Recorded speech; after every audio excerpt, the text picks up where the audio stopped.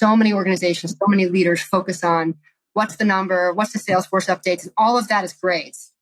But if your people are not waking up inspired, if their dreams are not cultivated so that they can understand how the company's mission can be linked with their dreams, well, then you've got people who are coming to a job and clocking in versus waking up inspired and wanting to do the hard work to help your company succeed. It's a very different place to operate. Welcome to Revenue Insights. Every week, we'll be joined by revenue leaders from some of the most successful and highest growing companies. Together, we explore how they built their revenue teams, the journeys that they've been on, and the lessons they have learned along the way. Revenue Insights is brought to you by Ebster.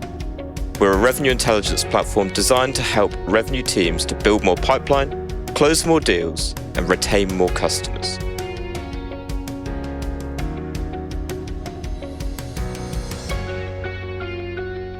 Hello there. You are listening to Revenue Insights. Today, my guest is Jaime Konzelman. She's the VP of Global Strategic Sales at Unisys. Through her career, she's been a deal maker, driving over $3 billion in sales whilst at Atos, and she specializes in leading cross-functional teams to close complex deals. Jaime, it's an absolute pleasure to talk to you today. Same here, Lee. Super excited to dive in with you. Thank you for having me. First things first, I would love to, I had a really enjoyable time actually looking through your LinkedIn. But for anyone listening that has not come across you before, could you give a bit of a background on your story and how you've got to where you are today? Sure, happy to. My start in sales is probably non-traditional. You can think about it this way. If there's a job in sales or customer service, I've probably had it twice, right? So I've done everything from be a bartender and a beer tub girl in college to a casino host, a financial analyst, a marketing manager who was tasked with selling sponsorships for the Las Vegas casinos, and eventually enterprise sales within IT services.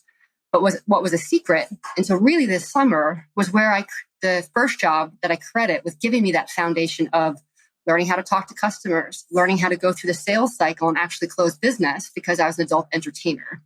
So it was sort of this perfect training ground for learning how to prospect, right? The conversations that I learned to have night after night after night really emboldened me and ingrained in me just how to talk to customers. And that was a skill set, just talking to people in general, that I've kind of missed out on in my adolescent years. And so while that part of my career journey was very non-traditional, I am super crystal clear that it was the perfect training ground for enterprise sales. And so, that's a little bit about my personal journey.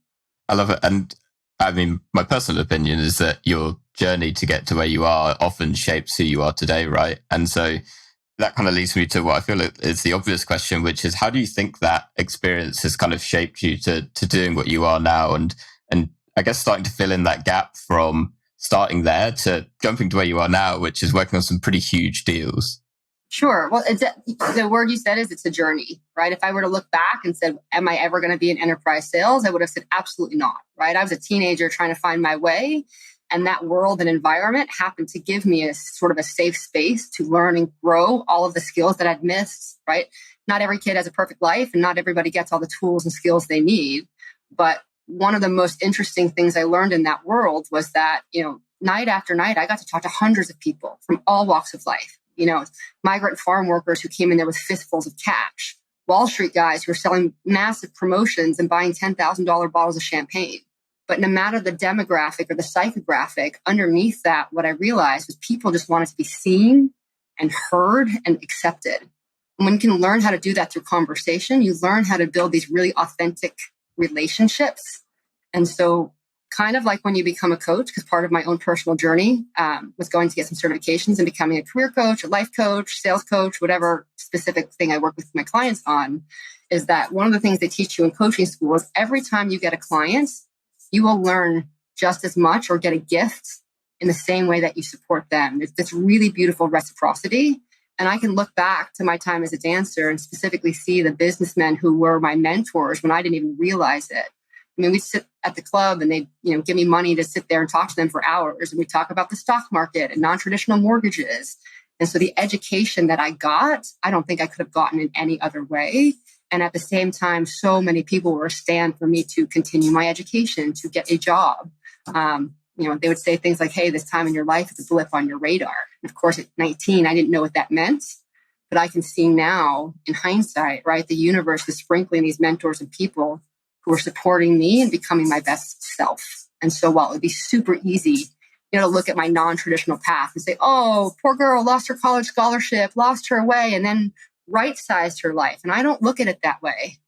I truly believe there's no wrong path in life. And as long as you go through experiences with open eyes and open heart and you learn, I'm not saying there weren't times that were hard, and I'm not saying I wouldn't change certain individual moments, but it's that process of leaning into things and growing that I think ultimately makes us who we are. And so I'm just super grateful that I found my right path to get me to where I am today. I love that. So when was it that you kind of first, to use something that you mentioned, like when did you feel like you found your way, from that very beginning? I think, as you say, it was customer service roles. It can take you in one of a number of different directions. For me, I started in journalism and I wanted to write, and lo and behold, I've somehow wiggled my way into marketing, right? So what was that moment for you? Well, I think there's lots of little moments, right? I saw a really cool quote that I won't paraphrase because I'll get it wrong, by Abraham Hicks recently, about that longing, about that wanting, right?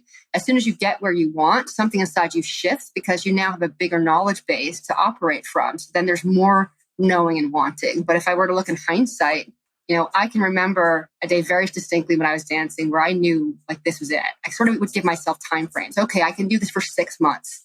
And then I thought, you know what? This is a lot of money. I'm going to save 50 grand. I'm going to buy a condo in Manhattan. By the way, I was 19. And then I'm going to go get a grown-up job because I don't want to get stuck. I was always very cognizant that it was a short-term path or a dead-end track. So I needed to use it for what it was and then get out. But I was getting caught up in that money because that first financial goal for me was 10 grand. And then it was 25 and then it was 50. And a good friend of mine basically said, I can't be your friend anymore. You're smart. You've got everything going for you. You have no kids. You have no responsibilities. You're going to stay forever.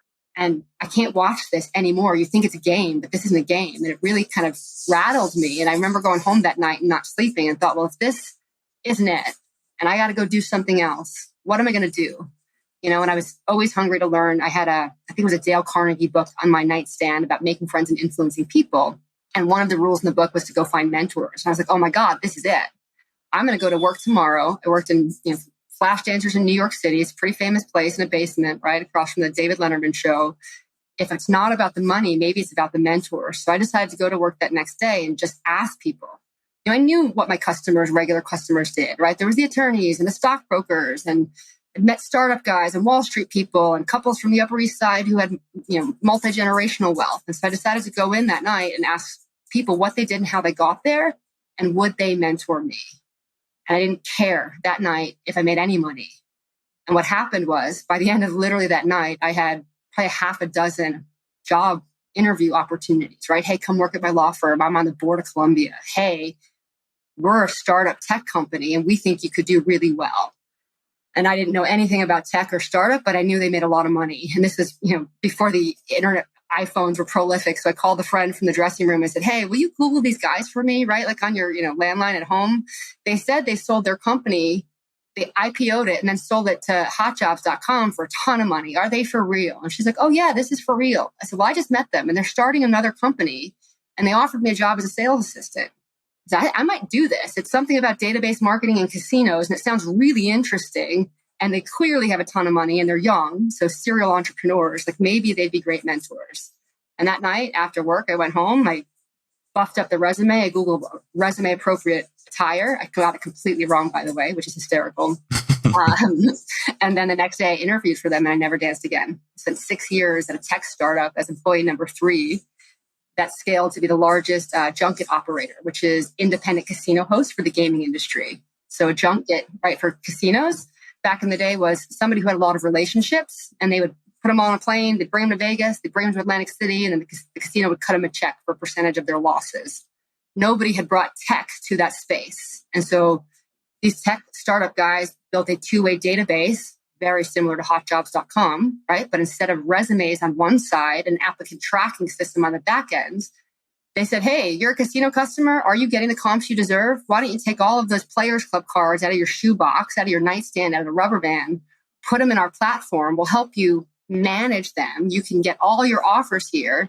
And on the back end, they were creating a 360 view of a casino customer, right? If you gamble, $50 a hand at Mirage and 500 at Venetian has your high value, but they don't know how much wallet share they're losing, right? So we kind of collected all of this information, and we were trying to sell access on a kind of software basis to the casinos. We said, hey, we ran TV commercials, all that. We had 700,000 people in this database at one point. The casinos didn't yet believe it because they didn't have websites. They didn't have email back in the late 90s.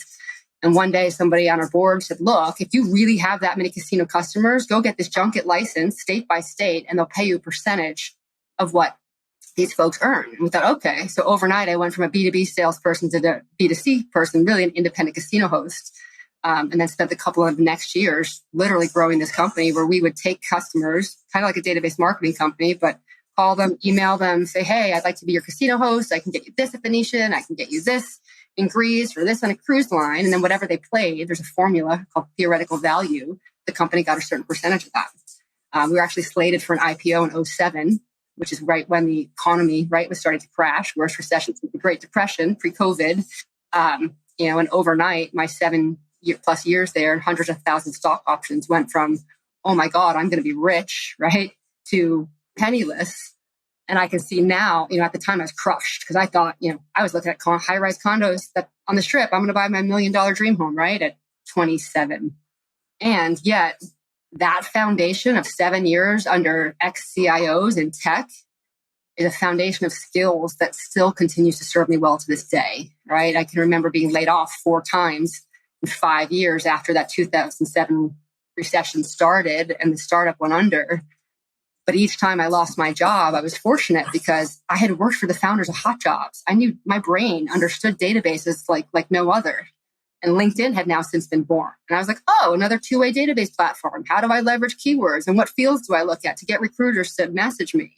Meanwhile, I was learning friends would get out of work and couldn't find a job, right? Whereas I was so fortunate, sales background, scrappy dancer who knew how to hustle, and now a database of job opportunities in those 5 years or 4 years being laid off multiple times. That's when I got into large deal sales, ultimately in outsourcing, right? So I had learned how to sell as a bartender. I'd learned how to sell as a dancer, worked in marketing, finance, and sales in the hotels, and then had this string of learning that many, many companies, vendors sell into the hotel casinos here in Vegas and have a hard time managing those relationships because the business is a little different, right? It's highly regulated on the casino side. A lot of market dynamics were shifting. The casino revenue used to be mostly gambling, and they gave a lot of other things away for free. And then the revenue mix changed from now there was food and beverage revenue, then there was hotel suite revenue, and entertainment was born. Now Las Vegas is considered one of the entertainment capitals of the world.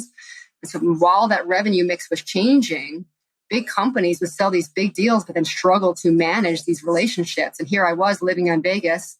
I got the stripes because I'd worked at the Luxor and MGM resorts, but really had a sales and marketing background. And so I got very lucky in that each time I was laid off, I got a bigger sales or account management job to the point where when, ACS sold a $300 million IT services contract to MGM resorts to outsource large parts of their IT, service desk, right, end user, all of those kinds of things, and the account was failing, there was a handshake deal between the CEO of both companies, and they said, find us somebody in Las Vegas who knows our business and can help this. And that was a very small population of people. So it really helped me accelerate my career, a 300% increase in income over 4 years simply because I was laid off and I learned how to leverage that experience into something bigger and better each time. And so super, super lucky through all of that, right? And now I get to figure out what's next. Yeah. Well, don't they say you make your own luck, right? It's such a fascinating journey to get to where you are now. And one thing that really jumped out at me, you mentioned, when you were getting laid off after 2007, you mentioned the skills that were serving you well, and you've kind of touched on building relationships. So I'm curious, what would you consider those core foundational skills to be that were serving you really well to be in that position? So, I mean, you say luck, whatever it is, to be in that position to be like the ideal person that they were looking for. I would say I would break it into a couple of pieces, right? I didn't see it at the time, but the second I lost my job, the first time you get laid off, security comes, they walk you off property. It's sort of a traumatic thing the first time it happens. Many friends were in that position as well. They went off to the bars and went drinking. And I was like, oh my God, I have to find another job. My brain had been wired for sales. So I went out and, right, the 5-step sales prospect. Step one? What is my prospect list? Who are all the companies I want to work for? Who are all the people in my network that I can have that? And then what is the conversation that I want to have? I think because I had that sales backbone and that sales training for so long that I was able to look at job search through the lens of sales, right? And that does a couple things. Because of the way that my brain is orientated and what made me successful selling, I'm not the best salesperson out there. They're probably faster talkers, sweeter talkers, but one of my powers is authenticity. And so when you can lean into that, and for me, that means a couple of things: learning how to have hard conversations and also being super mindful of what's in it for other people, right? And so a lot of people lose a job and they send out the emails and they, oh my God, I need a job, I need a job, I need a job. No, I did a lot of research, right? I almost looked at it like a consultant would look at it. If these are the 10 companies I want to work at, what are their pain points? Are they hitting their revenue targets? Are they spending money? Are they losing money? What are the open job recs they would have? And I would be really, really specific. And people would say, oh my God, Jamie, that takes a lot of time. Because eventually when I got into career coaching, I learned that the process that I took apparently is not the normal process, right? Not everybody's brain is orientated that way. But what I found was if you put 4 to 8 hours of research into a job you really want, customize your resume, you customize your cover letter, and you do very specific outreach and you show them the pain points and the business problems that you can solve for them, complete strangers will get on the phone with you and take your call, right? Because there's enough people out there raising their hand for a job. Very few will differentiate and make that investment. And you probably see it all the time on LinkedIn. Oh my God, help me. I've applied for 5,000 jobs and no one's gotten back to me. To me, that's the definition of insanity. Right? No one's reading your resumes. The applicant tracking systems are inundated. They're going to bounce you. I don't know how much time it takes people to apply for 1,000 jobs. What if you took 5, right? And you put together a little PowerPoint or a deck or a point of view on a 2-pager and said, here's the problems I think you're struggling with. Here's how my skill set can help you solve those things. And then the third piece of it for me is I always lean into curiosity and I try to be humble. Right? If I'm adding value up front and I'm asking you to do me a favor, I'm going to be really curious and I'm going to tap into what I think your values are. So if you're an HR recruiter, right, and you've got 5 jobs open, you're probably getting pounded on LinkedIn from everybody, right? But if I can use the sales brain of how do I connect with this person?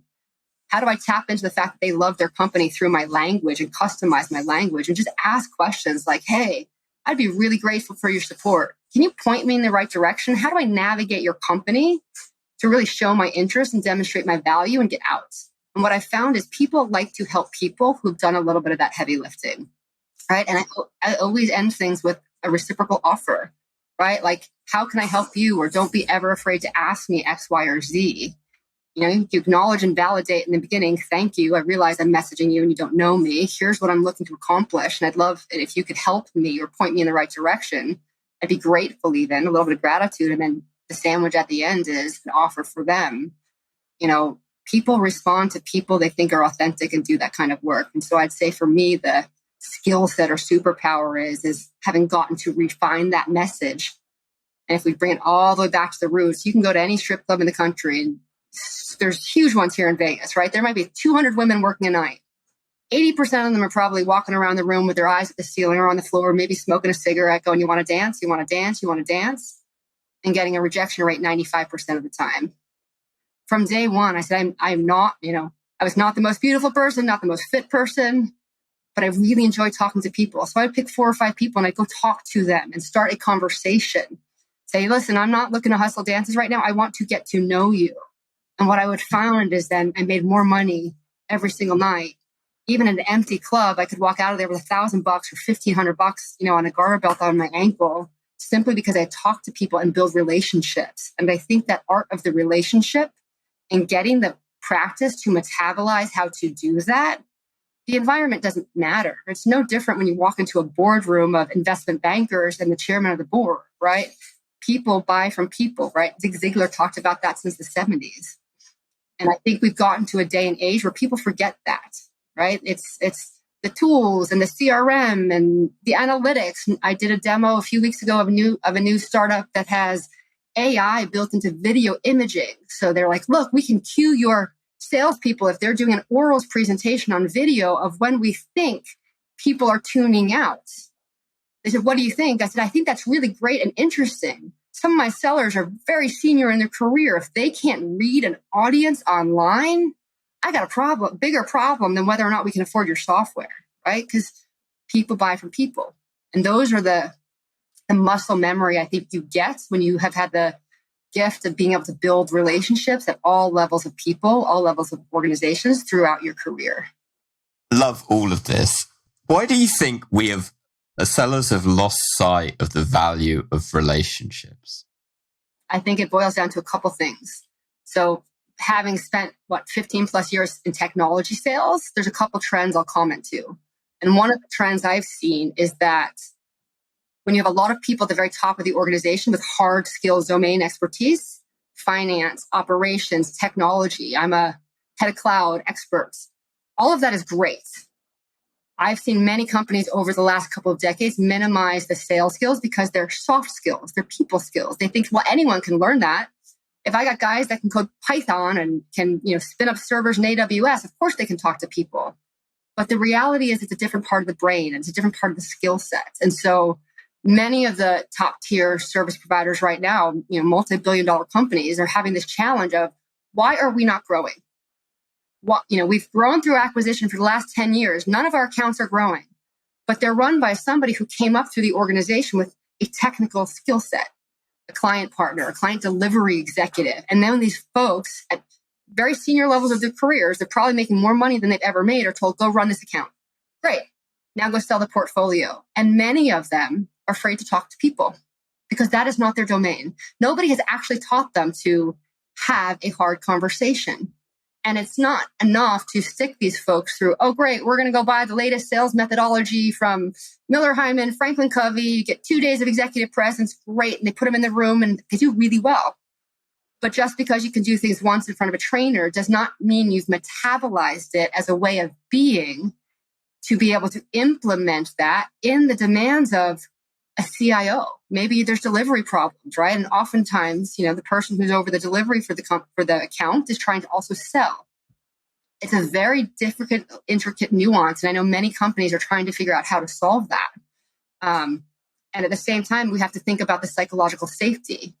What FTE making 200 to 300K a year is going to say, I'm not comfortable talking to people? They're not, right? They're going to hide. They're going to say things like the customer's not getting back to me. They canceled the QBR. Oh, I sent over the proposal. Nobody's responded. Right. But anybody with a sales brain is going to say, wait a minute. We worked on that proposal for 3 months. You emailed it over.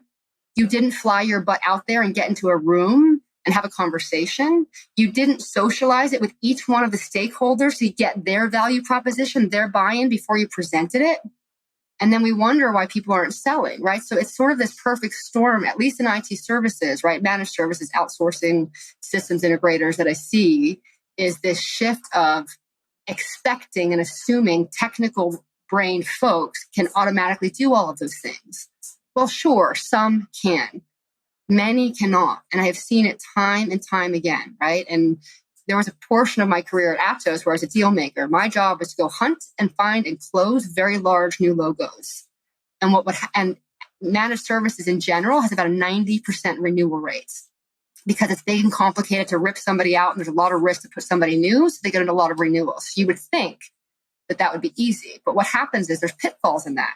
If you've got a 90% renewal rate, you're not really paying attention to them, right? And you may or may not have the right skill sets involved, right? Somebody with that sales acumen, that relationship building DNA, managing it. And so I spent 3 years, I was sort of captain save an account. Like, hey, marquee customers, are terming us. Well, what happened? Well, I don't know, Konzelman, go figure it out. And I would get out there and that's when I would see sort of these dynamics of a lot of technical folks or delivery folks who are very smart in their domain, but they hadn't necessarily gotten the support that they need to have those tough conversations. So they hide. Right? Or they're busy with other things. And it's not their fault. They haven't been empowered that way. I have had personally in my sales career, 17 managers in the last 10 years. That's a tenure of about 6 months per person. I can, do the math, right? And that's very common in managed services companies, right? The attrition rates are very, very high in general. And I can count one who is willing to meet with me on a regular basis. Think about that. So you take the job of leader, your job title, your responsibility is to manage the people in your care. But sadly, oftentimes, right, there's no rules in business. Everybody gets to play it their own way. If you have a leader who doesn't have the management skills for people, nor the desire to help people, maybe their ambition is their number one priority, they're not going to give their salespeople any of their time. So it becomes the survival of the fittest mentality, right? And then the committee gets together and they says, why are all the salespeople leading? Simon Sinek has a great model that he shares that he got from the Navy SEALs. I think it was Navy SEAL Team 6. And he goes in and he talks to them and he said, how do you develop trust? And what does that look like? And they said, well, it's a 2-part model. And we have this saying in the Navy SEALs, because trust is very important, right? They're going into the highest stakes. Their lives could be on the line. And so we say in the Navy SEALs, the saying apparently goes, I can trust you with my life, but can I trust you with my money and my wife? 2 very different things. And part of the point that they emphasize in this talk, which I love so much, is that while trust lives on a spectrum, you can't have trust in one area of your life and not in the other. So if we bring that back to the relationship aspect, do your customers trust you? Sure, your CSAT might be a 9, but do they trust you? And the model for trust in this particular example from the Navy SEALs, on one side is competency. Can this person do the job? Can they do what they say they're supposed to do? What is their skill level? And on the bottom is, do I trust them, right? So likability, all of the soft skills. And what's really interesting in business, we have an inordinate amount of metrics for capability. High performers, are you hitting your numbers? What's the CSAT? How many calls have you made? Data. We have 0 to no metrics for trust. So what often happens in corporations, the people who get to the top, either they play the game better than everybody else. They spend much of their time working those internal relationships and maybe no time with customers, but they know how to play the game well, so they rise. Or they're really good at their domain and they get promoted based on results. But without those metrics for trust underneath them, which the qualities that we say help us earn trust in other people, right? What inspires a leader who can follow them, right? All of those trust elements that we can't measure. Oftentimes what happens, if you go into a room of people and you say, hey guys, who's the jerk? Everybody points to the same person. They're often the person who's been promoted the most time. And at the same time, if they say, who do you follow? Who do you trust to show up, to get in the trenches with you? Who has the heart? Who cares about you the most? Unequivocally, they often also point to the same person, but it's a different person. Because everybody knows and everybody can feel this stuff. And so we have leaders who have been promoted without the trust, without the natural ability and qualities that represent a leader. And we've got people focused on the results for themselves. You start to see where some of these imbalances can come from. And there's nothing wrong here. It just is what it is. But I think if we're going to get serious about helping sellers grow and cultivate the right skills, we have to start putting more emphasis on, what is typically been called those soft skills, those leadership skills that are difficult to measure, but make all of the difference in the world. Does this person show up, right? Do they care about me? Is there integrity with the words? When I talk to leaders and they say, oh, great, we've hired XYZ company to do coaching for now I don't have to meet with my people anymore. Something's wrong, right? So it's going to take a major shift. And what's been really, really cool for me, I'd say since I published the book, which I thought was going to ruin my career, which has had the opposite effect of conversations like this, where I get to share my perspective that are really authentic, is I've met with more CXOs in the last 6 months who are saying, hey, right, you've got a great story and this is really authentic. How do we find more leaders like you? Like, well, I can't answer that for you specifically, but what I can tell you is that it's a journey and it takes work and it's not just all about the numbers, right? So there's going to be some major cultural shifts within organizations that have to start looking at these things, I personally think, if we're going to survive. Gartner was here in Las Vegas last week, right? They have all sorts of sales conferences and they were talking a lot about the shifting market dynamics. You've likely heard a lot of these stats already. Prospective buyers are engaging with companies and reps much later in the sales cycle.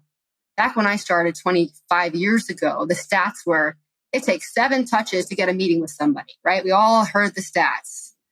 They announced at Gartner last week, it's taking on average 27 to 35 touches for somebody to respond. Well, why? The proliferation of technology, they're getting emails and bots and IMs from every rep out there. And so inboxes are completely cluttered. Simultaneously, the shifts in security extrapolated via COVID, the days of walking the halls are gone. I used to be able to go to Nike and go to the cafeteria and then go to the employee event and walk the halls. And by the end of the day, I had 20 meetings set up for my next time.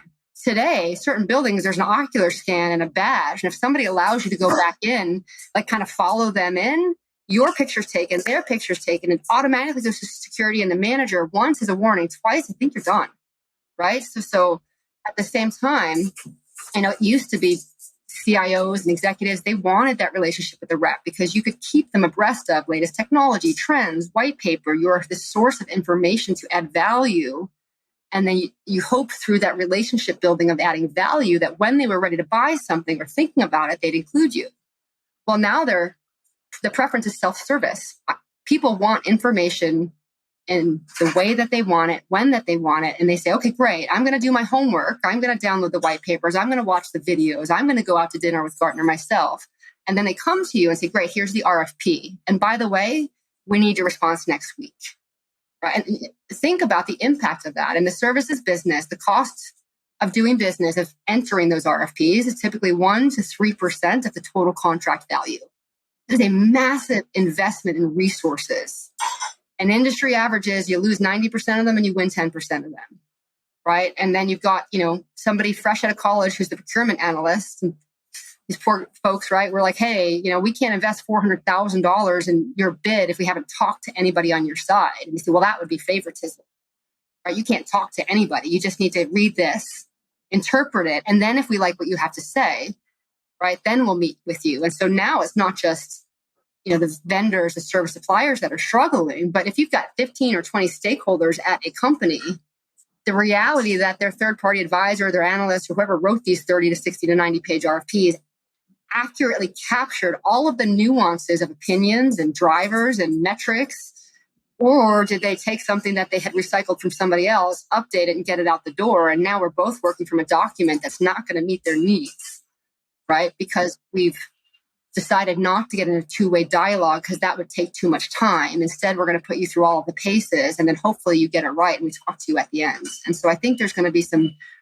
really interesting shifts in how companies go to market for new business, but also how sellers and revenue people have to adapt so they can continue that relationship, continue that dialogue, because we all know what's written on a piece of paper and black and white with binary does both sides a disservice. It does not, it commoditizes everything. Great, here's the spreadsheet. Let's go with whoever's cheapest or whoever has the most mature proposal process and got us back the best looking response in 2 weeks of something that only 3 or 4 years ago you would have gotten a month to respond to. So there's a lot of shift right now. It's going to be really interesting to see which companies, which sellers adapt and which are no longer here in the next couple of years. So much I really liked in there, and I've written down so many things that we could take this. But I think the one that is most obvious to me that you kind of touched on there, which is the way that from your experience in the past of how you were building relationships before and the way that people buy now, as you say, has completely changed, right? The one that sticks in my mind is that people want that self-service, right? They're doing their research online. To me, in a marketing sense, it's, what do you have on your website, your brand, all of these things, which provide that context right up until the point where it goes, okay, and now I want to talk to a human being. So the game has completely changed, as you mentioned. So in 2023 then, Jaime, what would you say are 3 ways to, build genuine, authentic relationships? I can encapsulate all 3 in one of my sales philosophies. I truly believe sales is service in the same vein we've been talking about for decades, that servant leadership. It's easy to pay lip service to, I'm a servant leader. Google that on LinkedIn, you'll see millions of people, I'm a servant leader. Okay, well, let's talk about that, because there's a really big difference between an ideal and a muscle memory bringing those things to life on a daily basis. And so I think of what's going to be the game changer over this year and going forward is sellers who adopt a sales mentality of service. So what does that mean? Like, let's unpack it a little bit, right? One of those things is that I stress with my team is being prepared and doing your homework, right? Take something very simple. Maybe you get a lead through your funnel because your marketing team's doing a great job. And they're like, I want information on X. An average seller is going to say, great, here's the links to our website. Have at it. Somebody with a little bit more maturity and maybe who's like a B+ player, they're going to customize a little bit of information and send it back, right? What I try to get my team to do is do a little bit more homework, right? What are the pain points of that company? What is that person's role, right? There is the power of the internet at your hands in Google, right? I'm going to say, go back and introduce yourself with some very pointed questions, but also invite them to a conversation with that data. And that doesn't have to be hours and hours of work, right? It could be simply going to their last 2 earnings and finding out what their CFO wants to do. And if this is an IT person, tying the information you get back to their CFO's objectives and showing them, hey, I can partner with you and help you with X, Y, and Z. And these are the offerings that can do that. But then the art part comes in, almost like dating, right? You've got to give enough information to intrigue the conversation with the ultimate goal of, hey, let's get together and talk about this. And to me, that will be the game changer of how much people look at every interaction as a way to serve others. If you are adding value, if you're looking at it, what's in it for them, and showing up with the highest levels of professionalism and authenticity through those interactions, whether it's on the phone or in email, you will convert to business ultimately. So that's sort of the big one. And then the other 2 are trying to be that conduit for information. If we think about different stakeholders, it's easy when someone says, hey, give me information on your company X, right? And maybe this person's a director. In the managed services business or outsourcing business, it can be a really sensitive topic, right? So for example, when a large enterprise outsources an entire division or multiple divisions, there can be staff transfer. People might be worried about losing their jobs. And so I spent a lot of time with my team on who is the persona and what is the win for them, the personal win for them of how we could work with them. Because what I found throughout my own career, when I first got in my previous company, there was a little while where they had me doing sales coaching. So as a deal maker, trying to get out of it, trying to figure out what was next, aligned to my own values, I had gone to coaching school.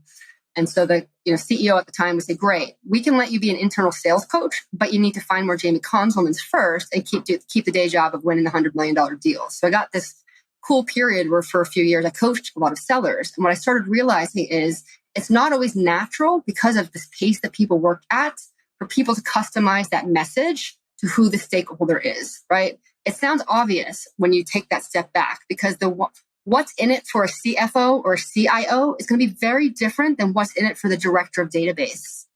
And I think a miss that I started to see over and over, not on purpose, not because people aren't being thoughtful, but people in sales are often moving quickly and get very reactionary, that director level folks would come and say, I need X, Y, and Z. Well, clearly somebody had asked them to go get that information. But if we think about that sensitivity around people thinking, oh, the economy is getting worse, maybe I'm going to be out of a job. Suddenly you have a person who could be selling against you once you turn that information over. So then how do you give them what they've asked for, but also educate them that like, hey, we can partner on this. We don't want to be a vendor. And for me, I can say there are customers that I've had throughout my career that were a director or an analyst or an engineer that have aspirations of being a VP, an SVP, a CXO. And so with some of those folks that are in mid-level roles, understanding the business I work in can be sensitive, we start to shift the context of the conversation to what's in it for them. And it can be as simple as saying, hey, right, educating them, your CXOs are looking for X. Here's one slide that shows you the value proposition that we can bring. Oh, but by the way, a lot of people in corporate America tend to think the bigger my team, the larger my domain, the faster I rise. What I found is the true leaders, especially with IT and outsourcing, start to realize that I can leverage a partner, an outsourcer, an Atos, an Accenture, whoever, to do the grunt work, the hard work, the stuff that causes strife internally in the company because you've got different departments. If I can take that grunt work off my plate to a partner, it frees up my time to focus on the most strategic parts of my business. And that is how you rise. You show that you are a leader and you can bring in partners, right? And when you educate or offer that perspective to a prospect who's perhaps mid-level, now you have separated yourself from everybody else and you have tied what you offer to their personal ambition of growing their career, right? And so those slight distinctions in how you communicate with people, I have found will make the most difference, right? Because then they start to come back and say, hey, I was in this meeting and they were talking about X, Y, Z, and I'm not sure how we can do that. And I'm like, great, I can help you with that. My team can help you with that. Here's a straw man of a business case of what that would look like, Mr. Miss IT person. Now you can take that to your most senior executives. And if they want to know more of how we did that, let's get everybody in a room and we'll figure it out together. And it is a completely different dynamic to sell. And I'm seeing more and more people on both sides, from my side of the business, the services business, and the customer side of the business, being open to those types of dialogues. Now, I'm not saying it's easy, right? It takes a little bit more work. But I would so much rather have a handful of substantive conversations that turn into real opportunities than a whole bunch of email volleyball games where people go silent on each other and nobody knows what's going on either side, right? The stats might look good in the CRM. You had 50 customer meetings, but over time, it's going to come out in the wash because you're not going to actually sell anything, right? And those people are not building relationships with you. They're a name in a CRM system. One of the ways when people tell me on my team, like a new hire or an interview process, and I'll ask people, tell me about some of your customers that you've worked with for long term, right? And I had an example of somebody at a previous company. He's like, oh, I've known this guy for 30 years and I coach his kids in softball and all these things. And I'm like, that's great. What has he bought from you? You went, well, it's not quite that easy. And they don't, and I'm like, no. So you're saying he doesn't trust you, right? If you've had a relationship for 20 years and you've been trying to sell to their company and offering value at the 5 or 7 different places you've worked and they've never bought anything, there's a lack of trust, right? And so it's just a very different kind of context to operate from. Yeah, particularly the last one, absolutely fascinating, which everything that you say, like listening to you talk about it, it's like, well, this is common sense, right? Like this is what we should be doing every day. And so I wanted to touch on something you mentioned earlier where you were talking about, your approach and the way that you think about sales is often in the minority as opposed to the majority. And I'm paraphrasing, but if we take that assumption that a lot of the sellers are in a similar mindset of, it's activity. It's not that genuine. It's not as authentic. For your sellers, how do you go about coaching them?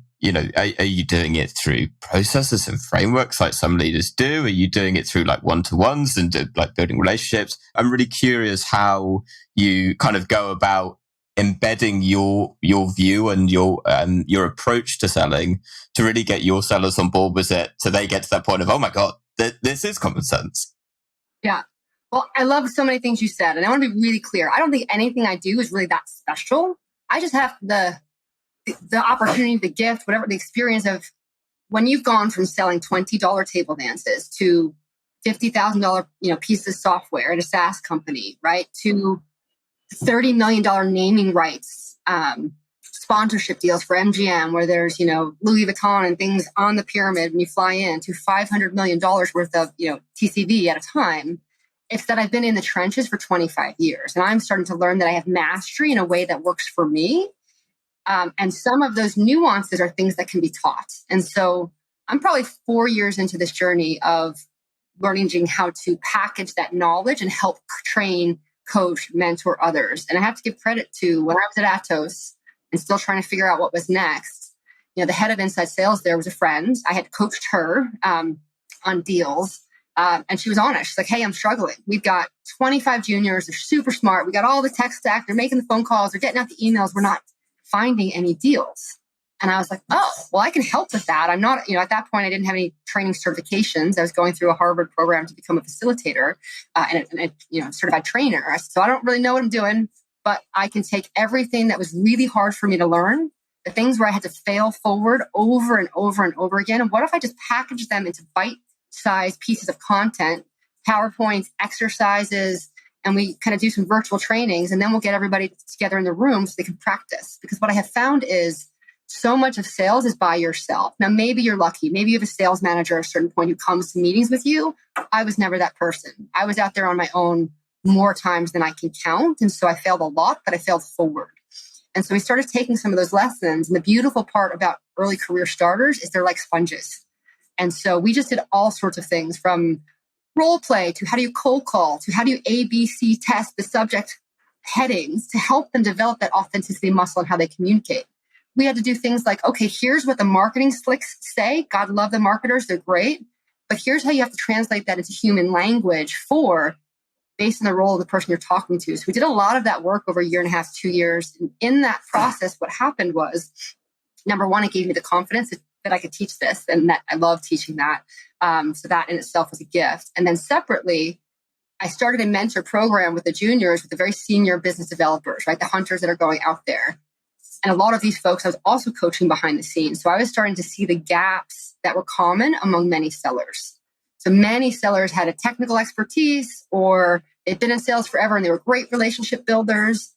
Because I started part of my career in data and then later as a financial analyst, I developed the skill of building business cases. I was never the most technology fluent person, right? I would say my technology mindset or knowledge base is a few inches thick and miles wide. My superpower is understanding a company's business drivers and then marrying my company's products or services to that. And so very early on, I started making 3 to 5 page slides, business cases, whole bunch of assumptions, right? And it was always enough to put forward. And what I would found in that process was the naysayers at a company who didn't want to work with me would throw up on it and poke holes on it. And in my head, I was like, gotcha. Because when they're trying to prove me wrong, they were teaching me how I needed to update this business case to make it smarter and better. And now we're in collaboration instead of working against each other. And then as you go up the food chain, you bring the right business case into CFO that says, hey, you're talking to Wall Street every quarter and you're missing this, this, and this. And I think we can accelerate your path to get there. The floodgates go open. Every seller on the planet has been told, sell upstairs, right? Talk to the C-suite. I have found very few sellers have the muscle memory and the confidence and the vernacular to do so succinctly that they get those conversations over and over and over. Learning how to develop a business case helps with that. And what was really cool with the senior sellers is at first I thought, oh, they're going to think I'm crazy. So I'd tell friends behind the scene, like, hey, we're going to do this little webinar about building a business case. I know it helped you. I know it helped Susie. Just come to it because I'm trying to grow my muscles as a coach. I'm trying to lean into authenticity. The coaching and training was something I did outside of Atos.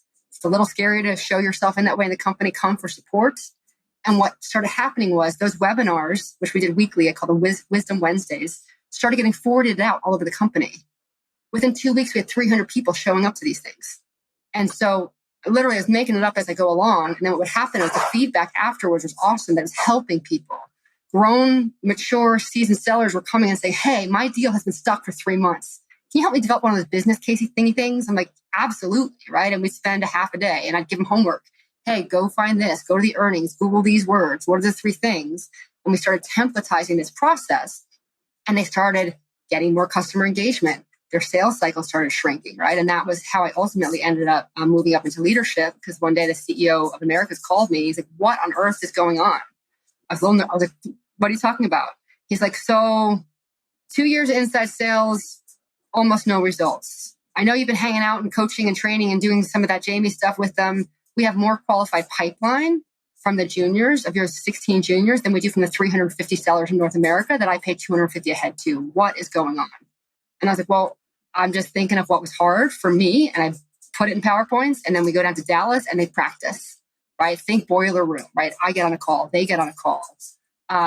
Things like teaching them a process of starting with research and understanding the industry pain points, right? So that they can talk relative. And we just kind of, I just start showing him stuff. And he's like, great. So here's what we're going to do. Head of inside sales is leaving. You got the juniors and we're going to give you the seniors now too. And I was like, oh, great. So suddenly now I had 2 teams underneath me. And it was ironic because 25 years in sales, I was kind of looking to get out, right? Burnt out, and just the chase of the deal no longer fed me with the way helping people did as a coach and as a trainer.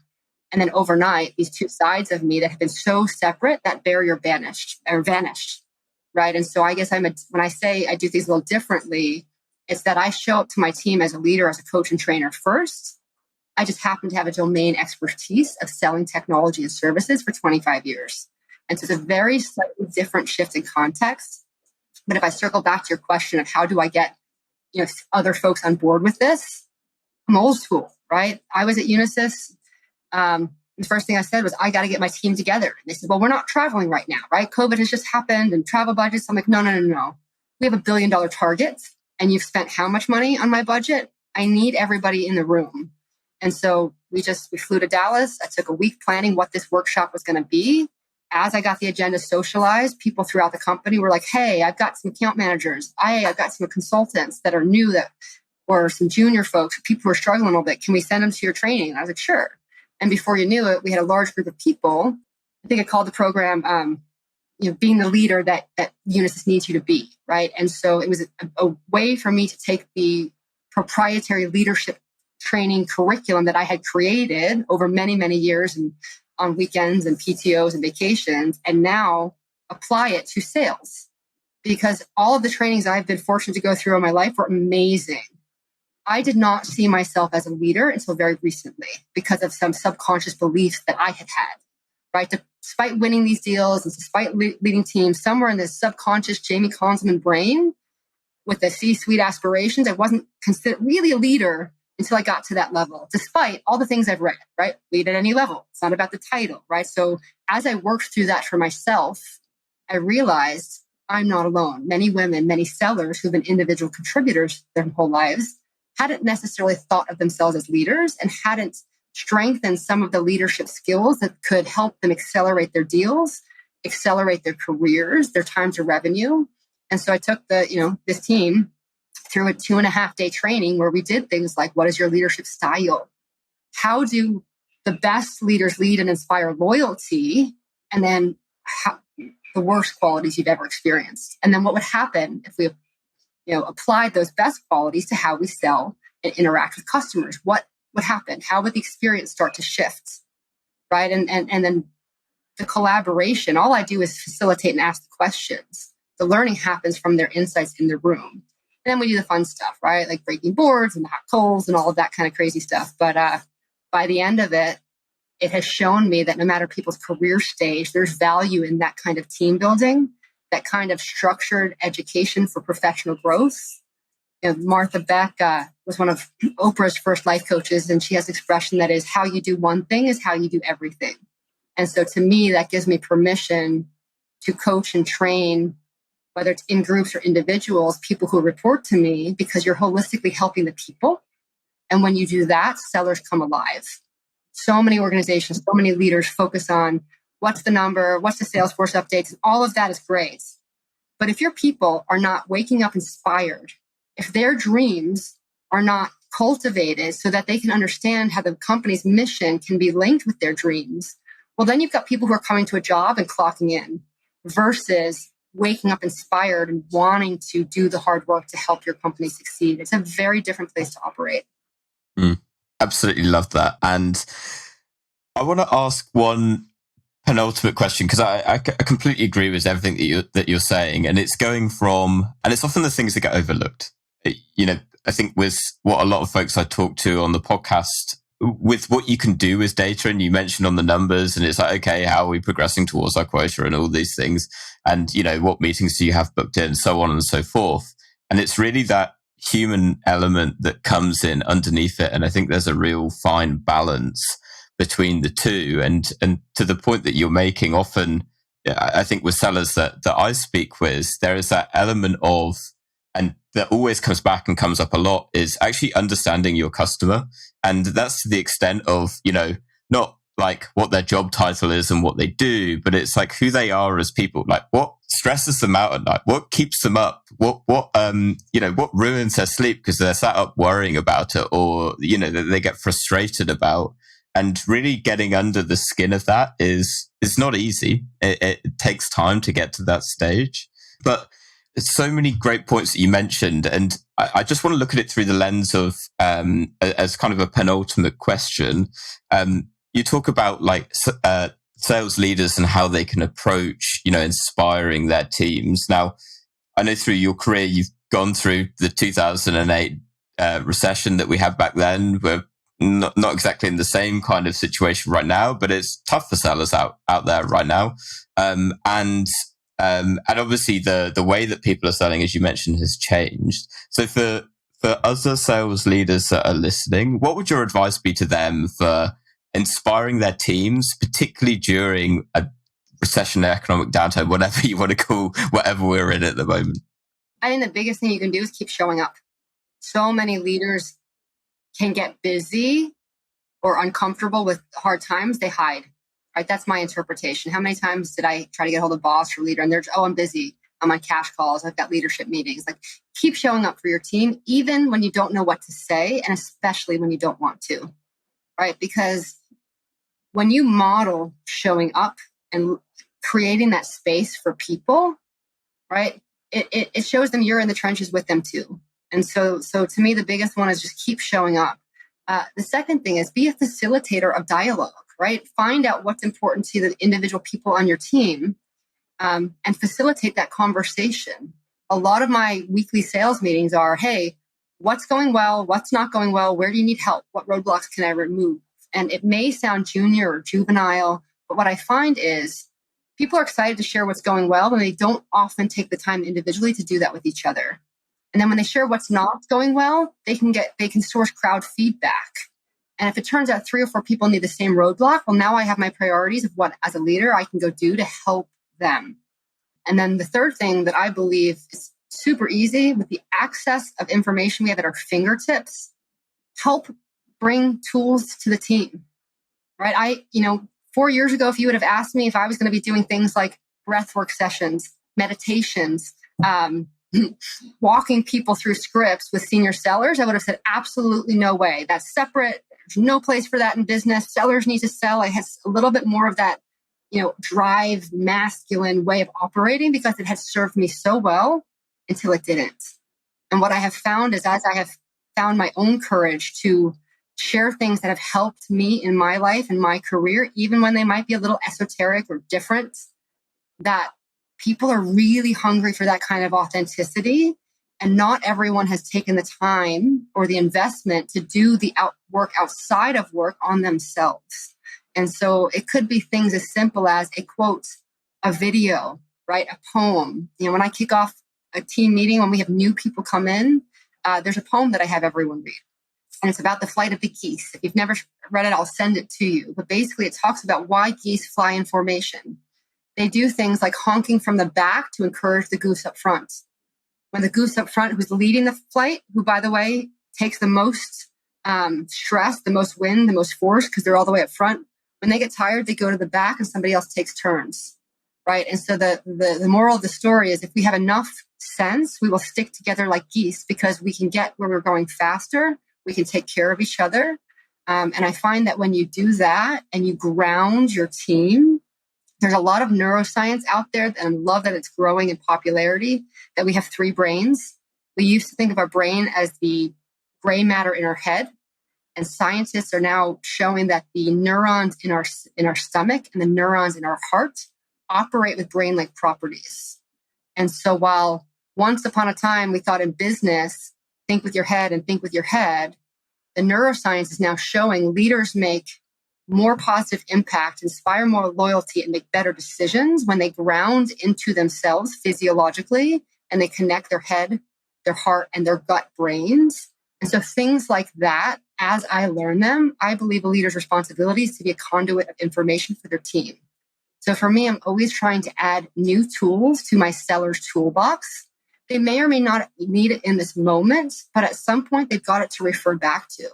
And so for me, that's how I model authenticity, is by showing up, facilitating dialogue, and then remembering to continue to add tools to their toolbox for when they want them. Because for me, that's my purpose. I believe I'm put on this planet to help people unleash their potential and awaken their dreams. And we do that through conversation, right? And so when I get to show up in corporate America and be myself and proliferate those values in others, well, to me, that's purpose, right? And when I can bring my purpose to the team, it gives other people permission to follow their dreams and to find their purpose. And I found that people who are inspired by their own purpose and then share that with teams ultimately outperform all the worker bees any day. That was excellent. All right. Last question. What is one book that you would recommend to other sales leaders? Oh, not mine, right? Just kidding. The book that I refer The book that I refer most often to is Simon Sinek's Start With Why. Mm-hmm. He has a TED Talk. He has a New York Times bestseller. He has many New York Times bestsellers, but Start With Why was one of them. He's popularized this concept of why, and here's why I believe it's important to sellers. In it, Sinek talks about the distinction between what separates the best leaders, those who inspire us over and over and over, and the best companies, those that continue to innovate, from everybody else.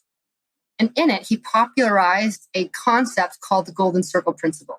And he's very clear. He did not invent this concept. He just popularized it. And he says, what separates those that innovate over and over from everybody else? And it's that they all communicate the exact same way, and it's the opposite of everybody else. So if you go and you look at this Golden Circle Principle, there are 3 concentric circles, right? The inside is why, the next one is how, and then the outside is what. And if you think about it this way, every organization on the planet, people on the outside know what they do. It's their jobs. As you go higher in an organization, some people know how things get done, right? Product differentiation. What makes a company special? Why should we care about you? Very few people, when they communicate, actually ever get to the why. The best leaders do. And most people, most sellers communicate from the outside in. They go, what is easiest to understand to what is more complicated. The what is the facts, the features, the bells and the whistles. Maybe they get to the how, the product differentiation. They say, you want to work with me? You want to buy something? There's nothing wrong with that. It's just not very inspiring. So the best sellers, I believe, the best leaders, those that inspire us to action, speak, as Sinek says, from the inside out. They start with their why. If I were to tell you, hey, I'm a public speaker, I like to motivate people, I'll get on stage, we'll go on Zoom, like, you want to hire me? Not very inspiring. When I look at you and I slow down and I say, I believe in human potential, that every single one of us is capable of greatness beyond our wildest dreams. What happens in life, in career, over time? We get so mired down in jobs and responsibilities, so much so we don't even remember how to dream. I help people unleash their potential and awaken their dreams. Can I help you? Ideally, you likely felt something a little viscerally different.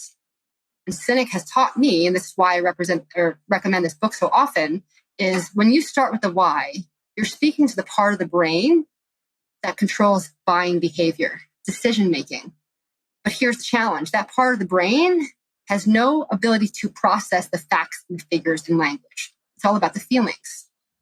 So when I speak about my why, and you can feel that, it connects to the part of your brain that drives loyalty, that drives decisions. However, that part of the brain then needs to rationalize it with facts and features and benefits, which is the outside part of the brain. So it's not just a model I think that is nice to have. To me, it is a game changer in sales because it teaches us to orientate our language to the part of the brain that inspires action. And it's very different in services, right? Most sellers are going to talk about the facts and the features. And when I push them, let's say we're doing a deal prep review or we're looking at what are the win themes. I say, why would this customer want to buy from us? And then you often hear, well, they have a problem with this and they need to end user support and they need better experience. All of that is great. But what is the why? So when we orientate, when you believe what I believe, now we have an opportunity to work together. And so if the concept resonates, right, he's got the 10-minute TED Talk. I have all of my teams watch the TED Talk, read the book, do the work, not just on the why for their deals, but on themselves. Because when you are a seller who shows up inspired and you know your why, and you can proliferate that through sales conversations, well, now you've broken down the barrier between two people and your customers will come back to you over and over and over again. So one of my hobbies is I'm a triathlete. I was a chunky kid, never played a sport, early 30s, made one of those lists of things in life you always wanted to do but had never done. There was champagne involved, if I'm being honest. And when I woke up the next day, number 3 said, be an athlete. And I thought to myself, goodness gravy, if I'm 32 years old and I'm still harboring childhood dreams of wanting to be an athlete, I got to do something about that. Now, mind you, I'd been fit and gone to the gym, but athlete was in there. So I went and hired a run coach and joined a run club. And I remember saying to her, hey, I'd love to run a 5K. That'd be really cool, right? 3 point whatever miles. I've never run more than a mile on a treadmill. And she looked at me and she jokingly said, hey, I believe there's an athlete inside every one of us, and we're training for a half marathon. I'll be in your life as much as you want or as little. Well, So, right? She used that believe language. She spoke to the little 5-year-old who used to put her nose to the chain link fence and tried, watching the girls play soccer, but never made the cut. And so 5K turned to half marathon, turned into triathlon. And in less than 18 months, I did a full Ironman. And I only share that because that, to me, is what happens when you connect with those deep intrinsic beliefs and you start to practice bringing them to life. Now, do I think everyone needs to go to an Ironman? No. But I want people to give themselves permission to cultivate and explore their internal desires and then practice bringing those desires to life in their job, in their customer conversations, and in their life. Because amazing things start to happen when we stop looking externally and we start looking internally and bringing those things to life. And I can remember certain folks, right, or naysayers said, "Oh my God, she's training for triathlon. Her deals if she's got more time on her plate, she needs more deals." No, if you're meeting your target and you're doing triathlon, it's pretty amazing. And what happened was suddenly all the prospects and customers that had aspirations of a 5K, a run, an Ironman, we started bonding. Over the next couple of years, I've had more customers go do their first Ironman than I ever imagined because they're like, "Hey, if she can do it, I can do it," right? And then I would share the training plans for my coach. And I'll never forget, I had a client at the time, customer, who was training for his first full Ironman, didn't have a coach. He's like, "I can do this on my own. My wife's a runner. I used to be a cyclist. We got this." And I remember thinking the week before his race, he has got to be freaking out because I don't care how trained you are. Your first 130 something mile race on your own, you in the swim, 2.1 miles, 131 mile bike, and then a full marathon, you are scared, right? And so I thought about it. And one of the best things my coach had ever done for me was she would write me these amazing letters, these rally calls. "You've done the work, right? Trust your body," all of this stuff. And so I texted him and I said, "Hey, I want to send you a personal email. What's your personal email address?" And so I wrote him this letter. He called me a few days later, crying, and said, "Just so you know, I read that letter out loud to my family and I'm going to keep it forever." That's the power of connecting to your why with your customer's why. And together, right, everybody rises. Oh, fantastic recommendation. And probably the best one that I've had in the sense of, I've done about 40 episodes of this podcast and all of them I'm like, I wonder if how many people go and read the book recommendation. Well, the good news is that the YouTube video, which I've watched a few times, is a perfect condensed version of the book. So yes, there's no excuses this time. 100%. Jaime, it has been an absolute pleasure. Thank you so much for your time. Last thing, for everyone listening, if they have any questions, they need a personal letter before they do their next Ironman or anything along those lines. Where can they find you? LinkedIn's usually the easiest. I do have a website, jaimekonzelman.com. But LinkedIn's usually the fastest, right? I think we're all on there. So just, message me. I'd love to hear from you. Thank you so much. We'll include the links down in the show notes. Amazing. Thank you again, Jaime. Thank you again to everyone that's listened to this episode. We'll catch you all next week.